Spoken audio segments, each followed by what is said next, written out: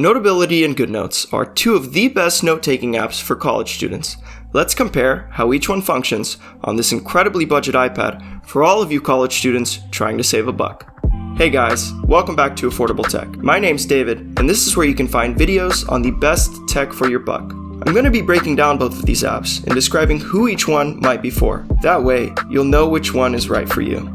Alright, so here I have two 6th generation iPads. The one on the left is running Notability, and the one on the right is running GoodNotes.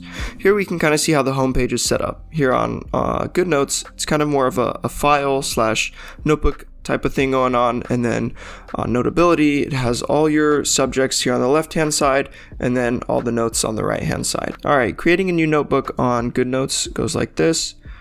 Here you can actually see you can import a lot of things. A quick note, there you go.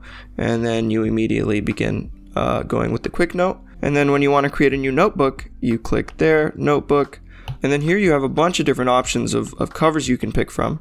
GoodNotes really goes all out with all of these covers. I think these are pretty new. But yeah, I do enjoy this notebook styled kind of thing. You can decide whether you want it in portrait or landscape, and then you can choose your paper. This is also where GoodNotes excels. It has a bunch of different types of paper to choose from. You can have planners, monthly planners, to-dos, weekly planners, and a bunch of other things like that. Alright, and then creating a new note on Notability goes like this. You can actually, the quick note is just right there, and you're immediately up and ready to go. That's very nice, very convenient, and then at a later point in time, you could file it into whichever subject you wanted. And then to add a subject, you just click Add, Create Subject, and boom, you're ready to go. So comparing that, I do prefer Notability's interface. It's very quick, very simple, and you can get things done. I feel a little bit faster than on GoodNotes. Alright, so now that we have a blank page opened up on each, you can click here on GoodNotes, and it actually now allows the pencil to write. When this was here, you were only able to swipe. So let's go back into here and start going through each of the different functions. Alright, so pen-wise, you have 3 different pens. Pretty simple. Eraser, 3 different options on eraser size, and then if you click on that, you can see there's a couple different options. So the main one being you can erase the entire stroke, so as soon as you touch anywhere that the stroke was made, it would get erased, or you can toggle that off and then erase partially. That's convenient. Notability has the same feature. So now let's move on to the highlighter. So let's say, for instance, you have some text written here and you want to highlight it. Watch what happens when I let go. It actually shoots the text on top of the highlighter, and the highlighter goes to the back. This is really nice. It makes your notes a little more visible. Yeah, I enjoy that feature. The next one is the shapes. Shapes, you have a toggle up here that you click when you want to make shapes, and this works wonderfully. I really have no issue with the shape maker on GoodNotes. You can notice how the line actually will draw to a point, which is convenient. So now let's go on to the lasso feature in GoodNotes. This is a pretty convenient feature. You get to move stuff around just like that, and if you select just very slightly, anything that's connected will be dragged. So you could do that, you move that, you have to click here to resize, and then you resize like that. Through this, you can also change the color. A really nice and convenient tool altogether. Alright, now let's go over all those same features on Notability. So on Notability, you have the writing tool over here. Just the same, very simple. You have 2 different pen options instead of 3, and then here you have a pretty wide variety of different things to pick from. I'll go back over here on GoodNotes and show you how they do that. You got all these different colors to choose from, and then you can begin to add your own colors. So once again, let's go do something as I did. So let's say we have some text.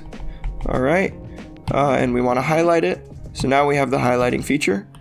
The highlighting feature does not do the same thing as GoodNotes. It does not shoot the text to the back. I wish it did, but that's alright. Simple highlighting feature. Eraser, same thing. You can do either the whole or partial, and then you choose the size of your eraser. And it's simple and convenient. And lastly, once again, you have the lasso tool. You can do a circle and then drag like that. You actually can resize it just with your hands, which is convenient. And then you can also actually lasso in a rectangle or square type shape, which is also very convenient if you want to lasso a whole page. Pretty similar features so far.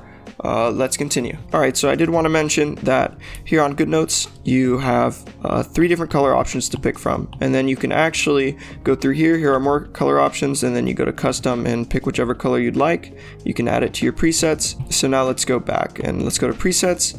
Here, these 3 you can preset to whichever colors you like. This is very convenient. So let's say, for instance, you're just writing and then you want to change color, you just click that and then you can go back. Notability, you have to manually go through each time. So write, it's not that big of a deal, and then write. But if you're changing colors frequently, that might be something to think about. Also, here on GoodNotes, we have 3 different size options. But actually in each of these, you can adjust to a pretty specific size for whatever fits your needs. Also, I forgot, drawing shapes in Notability is pretty simple. I don't enjoy it as much because when you draw, you have to hold it there. Sometimes it doesn't recognize it because your finger moved too much.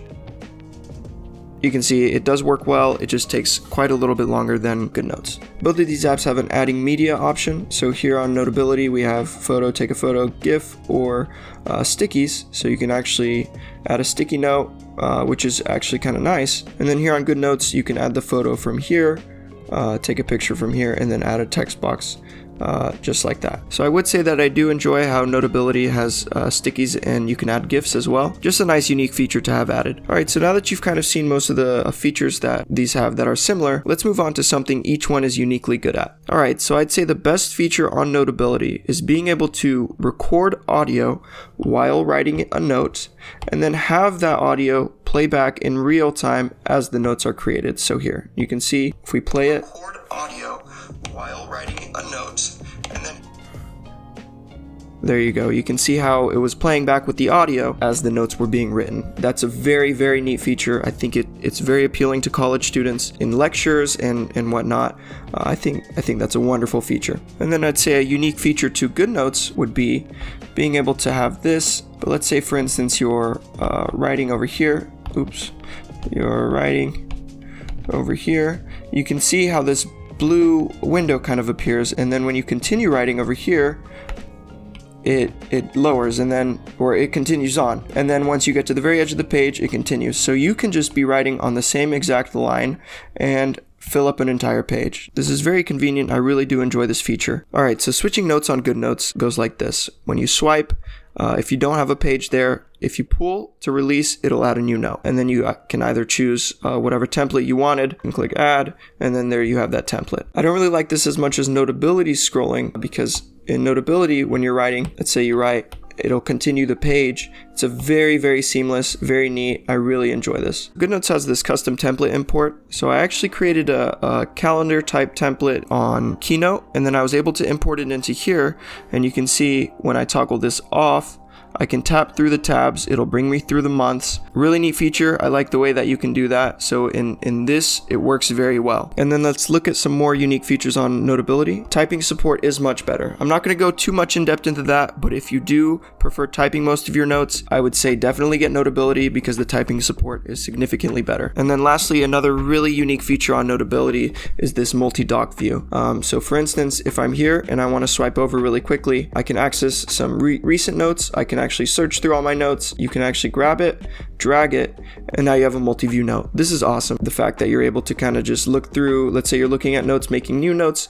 I think for college students, that is something that's very useful. Also, something I forgot to mention, they both do have a search feature. So I just wrote out hello over there. Let's go to the search and type in hello. And you can see here, it pulled up this because it recognized that text was hello. Let's go search and type out, and it should find it. Both of the search features work on both of them very well. There you are. I think I went over most of the features. This is my first time doing a video kind of like this, so please bear with me as I learn to improve these types of videos. But yeah, so let's go ahead and get into my final thoughts. I think Notability might take the win on this one, specifically for college students. It's very simple and has some unique features, especially considering the audio note-taking replay. There really is so much nitty-gritty that you can get down into when looking at each individual feature of the apps, but I say you should make your decision off of the main features each of these apps offer. If you don't have a 6th generation iPad, click the link below or in the top right corner to go watch my review on this product. At $250, it really is amazing, and I know you guys would like taking notes on it. Thanks for watching, everyone, and let me know down in the comments which one you prefer. If you enjoyed the video and like to save money, please hit the sub button down below. I'm a fairly small channel at the moment, and every new subscriber really helps. Thanks, guys, and as always, have a blessed day.